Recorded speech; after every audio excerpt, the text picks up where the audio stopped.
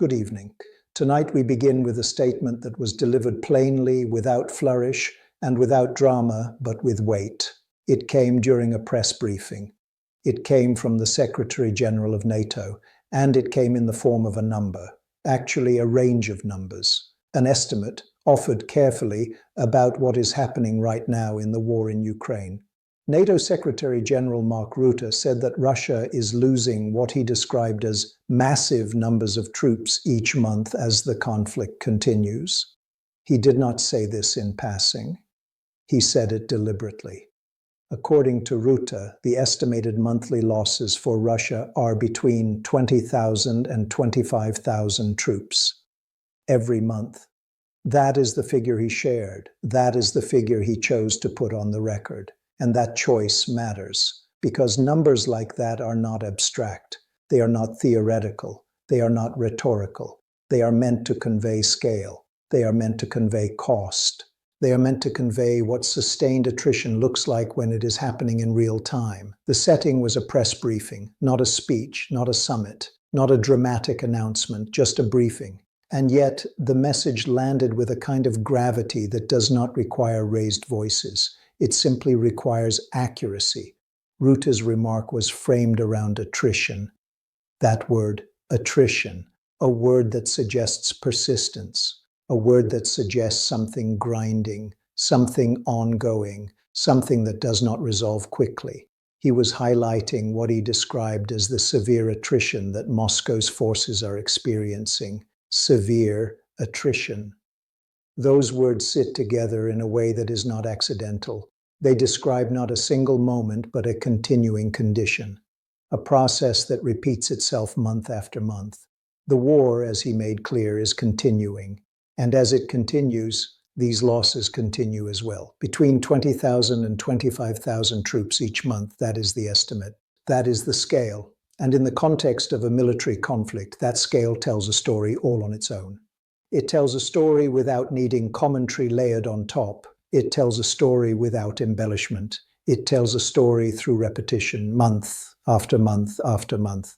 Rutte did not present the estimate as speculation. He presented it as an assessment. He did not frame it as a prediction. He framed it as a description of what is happening now. And that distinction is important because the remark was not about what might happen. It was about what is already happening. He spoke about Russia suffering these losses as the war continues. Suffering is a strong word, but it is also a factual one in this context. Losses of this magnitude are not neutral. They are not incidental. They are consequential. And the way Rutte spoke about them was measured. There was no sense of triumph in the phrasing, no sense of exaggeration, just a statement of scale.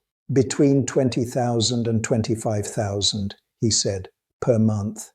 There is something about hearing that number stated calmly that makes it harder to dismiss, harder to look away, harder to treat as background noise. Because when a NATO Secretary General chooses to quantify losses this way, it is an intentional act. It is meant to inform. It is meant to clarify. It is meant to make the situation legible to those listening. And he did this while highlighting the severe attrition Moscow's forces are experiencing. That was the emphasis. Attrition, not momentum, not breakthroughs. Attrition. It suggests depletion. It suggests strain. It suggests a toll that accumulates over time. And Rutte's choice to describe it as severe is telling, because severity is a threshold. It implies that the losses are not marginal. They are not within a normal range. They are beyond that. They are heavy. They are ongoing. They are, in his words, massive. That word massive does a lot of work here. It is not a technical term. It is a human one. It is meant to be understood immediately. It is meant to register emotionally, even as the statement remains fact-based. And that balance is part of why the remark stands out. This was not a casual aside. It was not buried. It was delivered directly. And in doing so, it offered a window into how NATO is characterizing the cost of this war on Russian forces, not through analysis, not through projection, but through numbers. Numbers repeated monthly, numbers that accumulate, numbers that do not reset.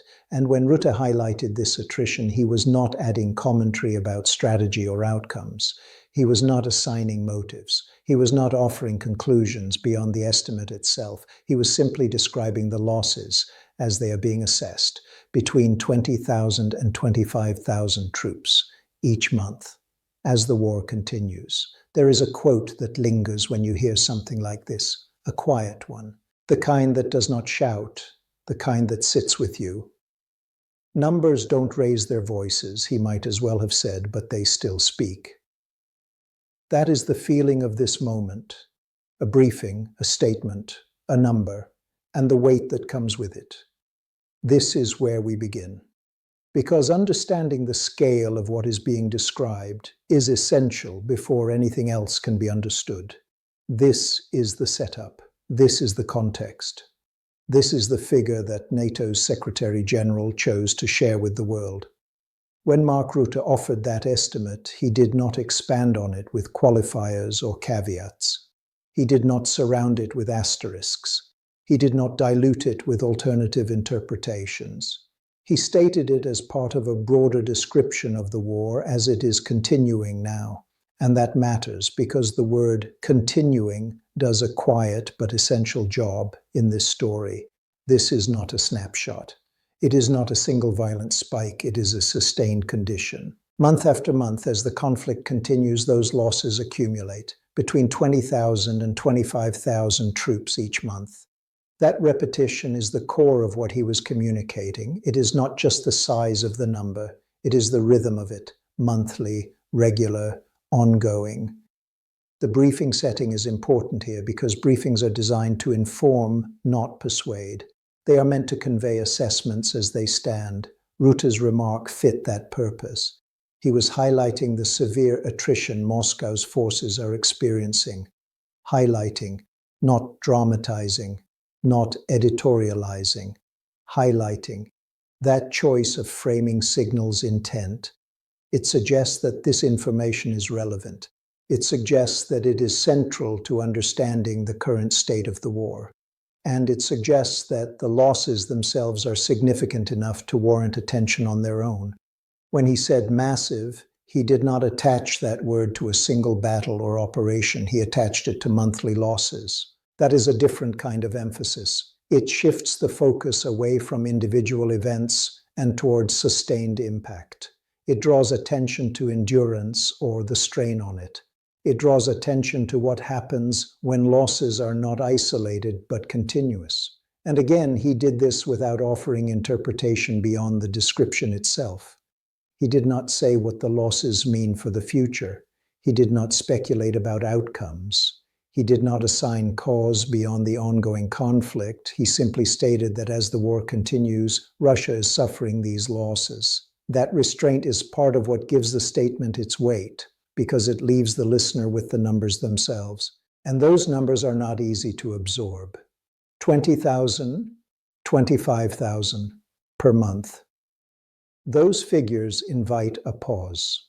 They invite the listener to stop and consider scale, not in comparison to anything else, just on their own terms. Rutte's role as NATO Secretary General gives context to why his words carry authority.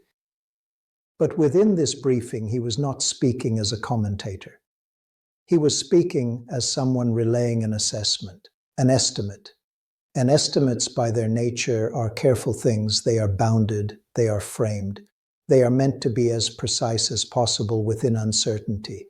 By offering a range between 20,000 and 25,000, he was signaling that precision. He was not overstating. He was not rounding dramatically. He was conveying what NATO assesses to be the monthly toll. And the phrase, suffering estimated monthly troop losses, is doing important work here. Suffering estimated monthly. Each word narrows the meaning. Each word grounds the statement. This is not a claim of exactitude down to the last person. It is an estimate, but it is an estimate of suffering, and it is tied to a specific time frame, monthly. That framing avoids sensationalism while still conveying severity. And when he described the attrition as severe, he was underscoring that the losses are not merely ongoing but heavy. Severe attrition suggests depletion, it suggests pressure, it suggests that the forces involved are being worn down over time. Again, without commentary about what comes next, just a description of what is happening now.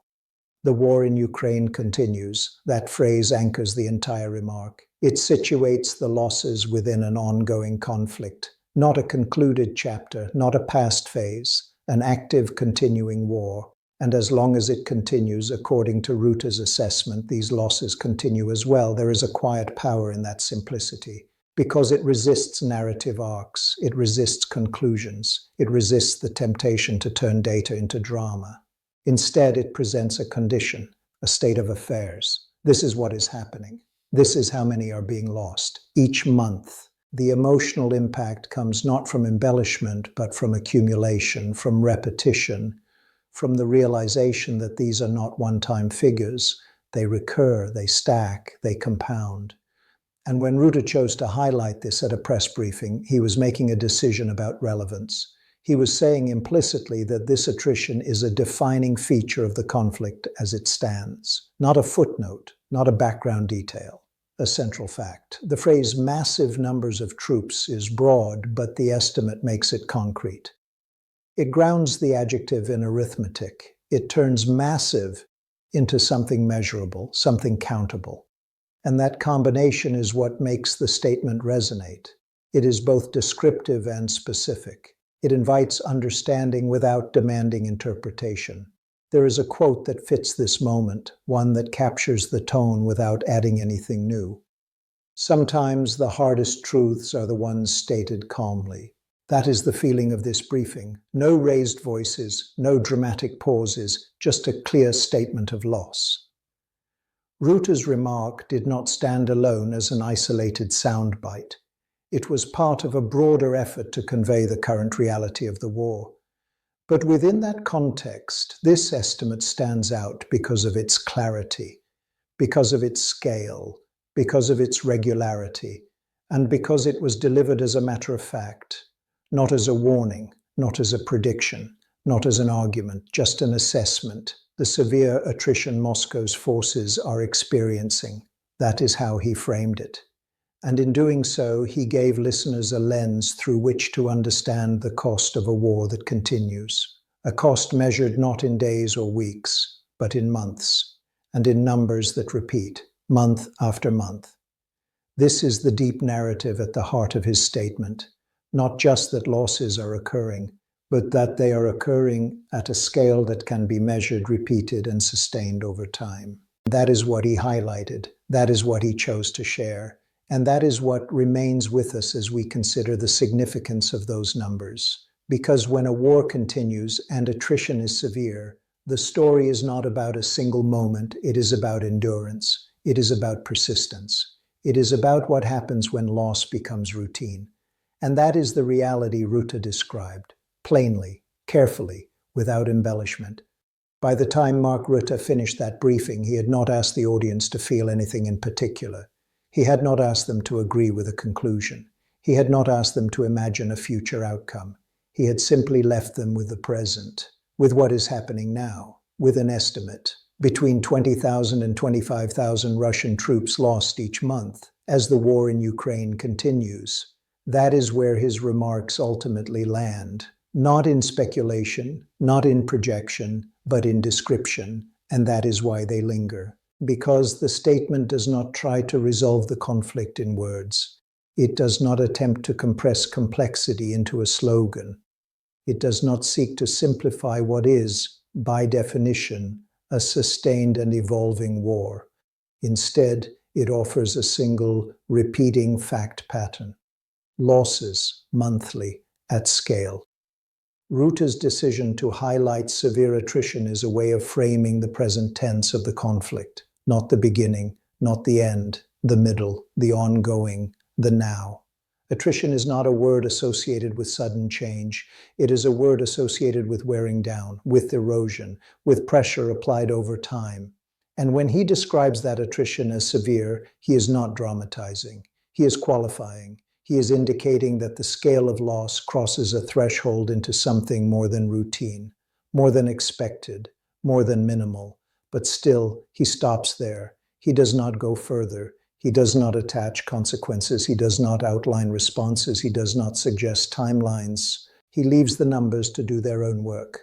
That restraint is striking because in moments like these, there is often a temptation to fill silence with interpretation, to explain what the numbers mean, to tell the audience how to feel about them. Rutte did not do that. He stated them, and then he moved on. That choice respects the weight of the information. It treats the audience as capable of understanding scale without being guided toward a conclusion.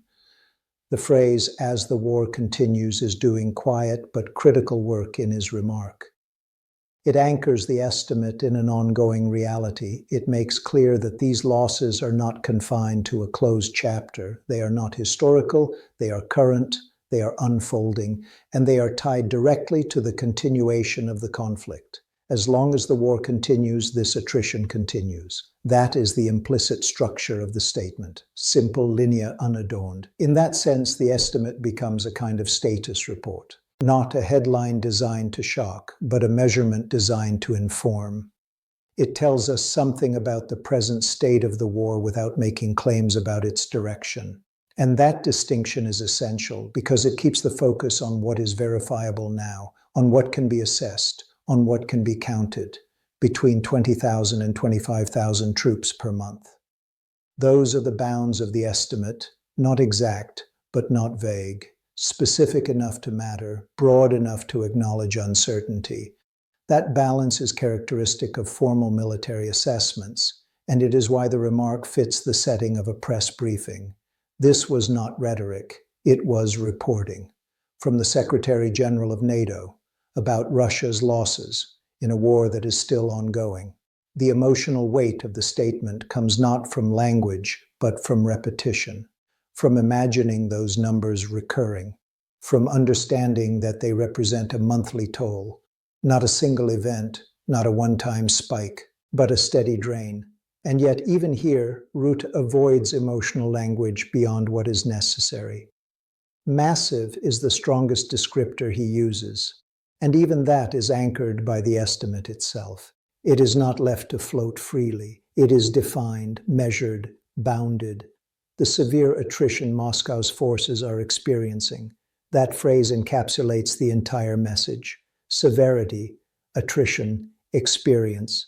It places the focus squarely on the forces themselves, on what they are undergoing, not on strategy, not on geopolitics, not on future scenarios, just on loss. And when loss is described this way, it resists abstraction. It becomes something that must be acknowledged, something that cannot be easily minimized, because it is counted, because it is recurring, because it is ongoing. There is a quiet quote that fits the end of this story. One number can tell a whole chapter. That is what Rutte's estimate does. It tells a chapter of this war without narrating the whole book. It tells us about cost, about scale, about persistence, and then it stops. It does not try to resolve what comes next. That restraint is the closing note. The war in Ukraine continues. Russia is suffering estimated monthly troop losses between 20,000 and 25,000. That is the assessment shared. That is the reality described.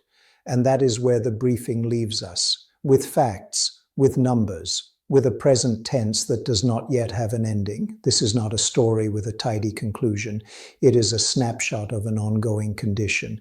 And in that sense, the lack of closure is itself honest, because the war is not over. The attrition is not over. And the losses, as described, are still occurring, month by month, as the conflict continues. That is the final shape of the information as it was presented. Measured, careful, unembellished. A statement that does not demand reaction but invites understanding, and sometimes that is the most powerful thing a briefing can do.